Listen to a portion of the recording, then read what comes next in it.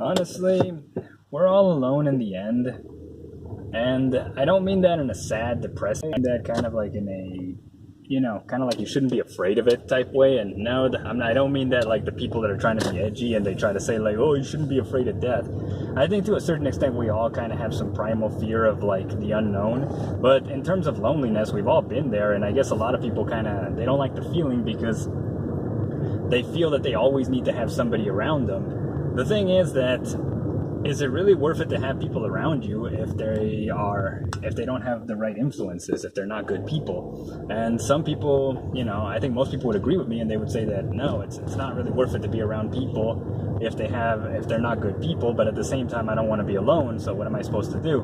Well, the thing is, man, that I think a huge thing, one of the things that really affected me back in the day and that got me, unfortunately, constantly mixed up with the wrong people. Well, part of it was because I didn't have the right type of morals and the right type of values, and because I grew up around a bunch of disgusting, trashy people. But also it was because I was afraid of being alone and really reevaluating things for myself.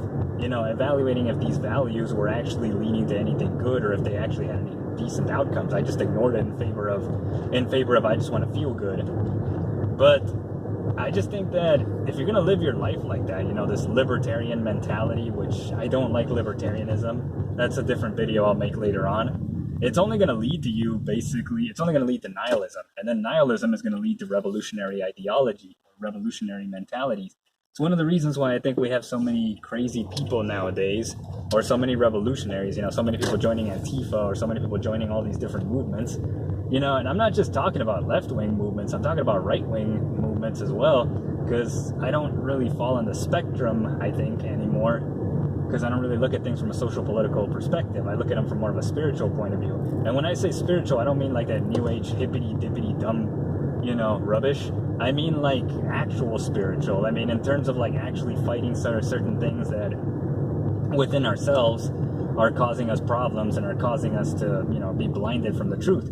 By that I mean, like, for instance, like your selfishness. In the case of men, a lot of times the one spiritual thing that always destroys a lot of men is their lust. That's why so many men are simps, or that's why so many guys try to screw each other over in order to get girls or whatever, and why they're always double crossing each other for those reasons, or why they're always acting pathetic for women. For women, it's usually ego.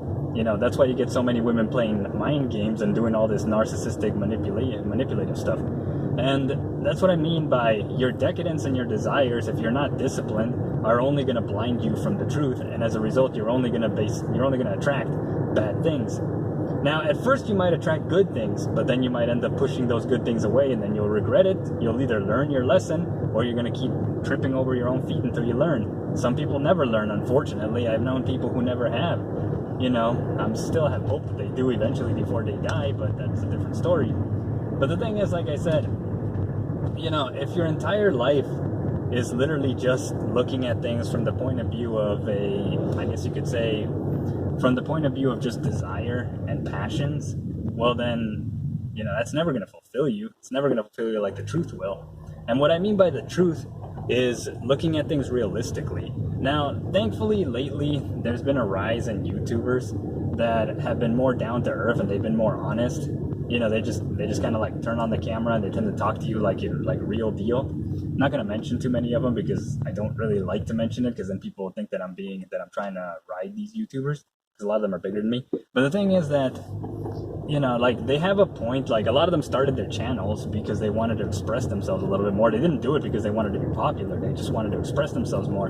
And it makes sense, because it seems like as time goes on, you see them becoming more honest and evolving more and more and more, and just you see them actually kind of evolving into a better person sometimes. Like, there are times when you have somebody who's turning into a total train wreck. I mean, I don't know if it's still going on. I don't really watch those channels, but whatever. The point is this.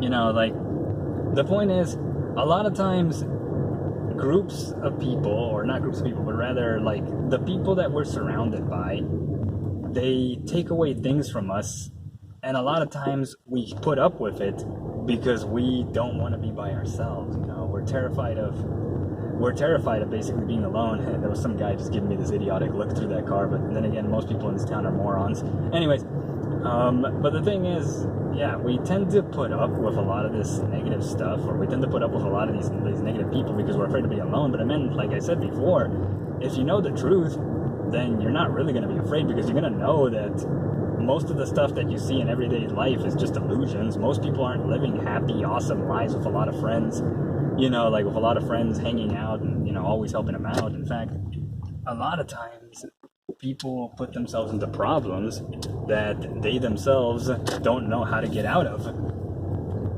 And what ends up happening is that they get angry and they start looking for attention they start looking for help, but they'll usually end up posting stuff that will get them sympathy points, And this is one of the things that I've come to realize as time goes on. It's one of the reasons I don't get too jealous about a lot of the stuff that I see, a lot of the popularity, people that are more popular. Look, just because somebody's popular doesn't necessarily mean that what they're doing is right. And a lot of times bad stuff becomes popular because it makes more sense for businesses to promote decadence, because that means that they can sell more stuff to you.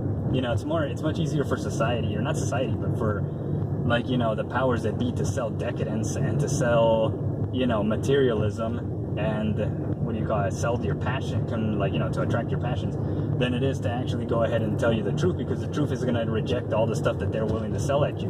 But once you understand the truth, then all that stuff, a lot of that stuff doesn't have any real power over you.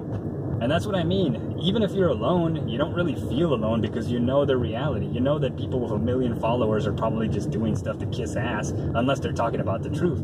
If they're talking about the truth, then yeah, that's a different story. But a lot of these famous people, they're just trying to pander to whatever it is that these crowds and these oligarchs want them to, or these powers that be want them to, simply because it keeps them popular. They're basically a dancing monkey.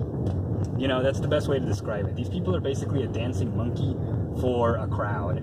And I don't know about you, man, but I don't want to be a dancing monkey for a crowd.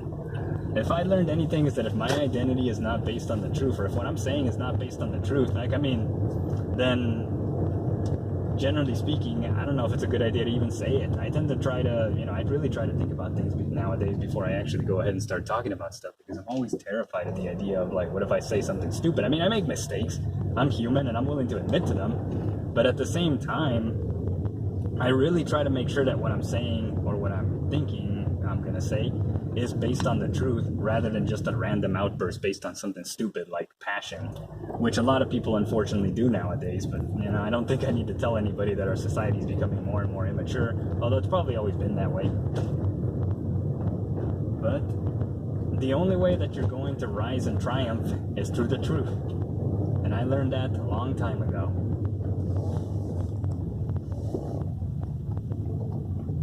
Oh, that's still going?